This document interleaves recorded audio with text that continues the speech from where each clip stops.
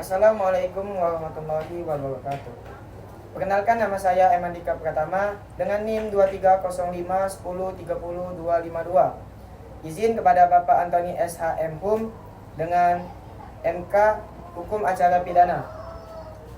Baiklah, di sini saya akan menjelaskan tentang asas equality before the law atau asas kesamaan di muka hukum, yang berarti semua individu tanpa memandang status sosial, kekayaan, atau kekuasaan mereka harus diperlakukan secara setara di bawah hukum, yang berarti setiap orang harus memiliki hak dan perlindungan yang sama, dan tidak ada yang diberikan hak istimewa atau diskriminasi berdasarkan faktor seperti gender, ras, agama, atau afiliasi politik. Contoh, pemberian bantuan hukum kepada masyarakat miskin, penegakan hukum tanpa pengecualian, pengadilan tidak membeda-bedakan orang berdasarkan status atau latar belakang apapun, asas presumption of innocence atau asas praduga tidak bersalah adalah prinsip hukum yang mendasarkan bahwa setiap orang dianggap tidak bersalah sampai terbukti secara sah dan meyakinkan bahwa dia bersalah dalam sidang pengadilan yang adil.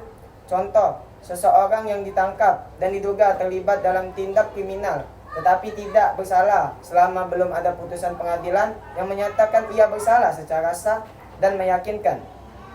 Upaya hukum adalah usaha yang diberikan oleh undang-undang kepada seseorang atau badan hukum untuk melawan putusan hakim yang dianggap tidak sesuai, tidak memenuhi rasa keadilan, atau tidak sesuai dengan yang diinginkan oleh pihak yang bersangkutan. Upaya hukum dilakukan agar putusan pengadilan benar-benar mencerminkan keadilan substantif bagi semua pihak yang berkara, sehingga tidak ada pihak yang dirugikan secara tidak adil. Upaya hukum biasa adalah upaya yang diajukan oleh pihak yang tidak puas terhadap putusan pengadilan tingkat pertama untuk meminta pemeriksaan ulang oleh pengadilan yang lebih tinggi. Jenis-jenisnya: yang pertama, perlawanan, upaya terhadap putusan yang dijatuhkan tanpa kehadiran tergugat. Yang kedua, banding, pengajuan ke pengadilan tingkat lebih tinggi untuk pemeriksaan ulang. Yang ketiga, kasasi, pengajuan ke Mahkamah Agung untuk memeriksa kesalahan penerapan hukum oleh pengadilan tingkat bawah. Upaya hukum luar biasa adalah upaya hukum yang diajukan terhadap putusan pengadilan yang sudah memiliki kekuasaan hukum tetap. Jenis-jenisnya: yang pertama, kasasi, demi kepentingan hukum, adalah kasasi yang diajukan oleh Jaksa Agung demi kepentingan hukum meskipun putusan sudah berkekuatan untuk tetap untuk menjaga kesatuan dan kepastian hukum. Yang kedua, peninjauan kembali adalah upaya hukum yang diajukan ke Mahkamah Agung untuk meninjau kembali putusan yang telah berkekuatan hukum tetap berdasarkan alasan-alasan tertentu yang diatur undang-undang. Penyelidikan adalah serangkaian tindak penyelidik untuk mencari dan menemukan suatu peristiwa yang diduga sebagai tindak pidana guna menentukan dapat atau tidaknya dilakukan penyidikan menurut cara yang diatur dalam undang-undang ini. Tindakan-tindakan yang berupa: 1. Menerima laporan atau pengadilan dari seorang adanya tindak pidana. Yang kedua, mencari keterangan dan barang bukti. Yang tiga, menyuruh berhenti seorang yang dicurigai dan menanyakan serta memeriksa tanda pengenal diri. Yang keempat, mengadakan tindakan lain menurut hukum yang bertanggung jawab. Penyelidikan adalah serangkaian tindakan penyidik dalam hal dan menurut acara yang diatur dalam undang-undang ini untuk mencari serta mengumpulkan bukti yang terjadi dan guna menemukan tersangkanya. Tindakan-tindakan yang berupa: yang pertama, penangkapan, yang kedua, tertangkap tangan, yang ketiga, penahanan, yang keempat, penggeledahan, yang kelima, penyitaan barang bukti.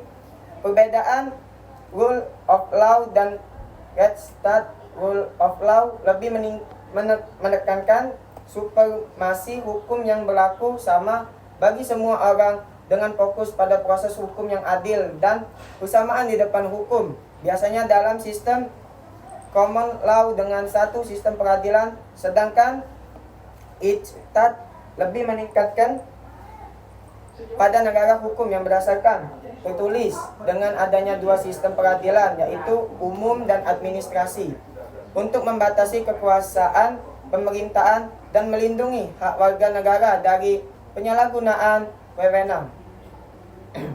Advokat memiliki kedudukan yang penting dalam proses peradilan pidana sebagai wakil dari terdakwa. Advokat memiliki peran untuk membela hak-hak terdakwa dan memastikan bahwa proses peradilan berjalan secara adil. Kedudukan advokat adalah subjektif, objektif, posisi.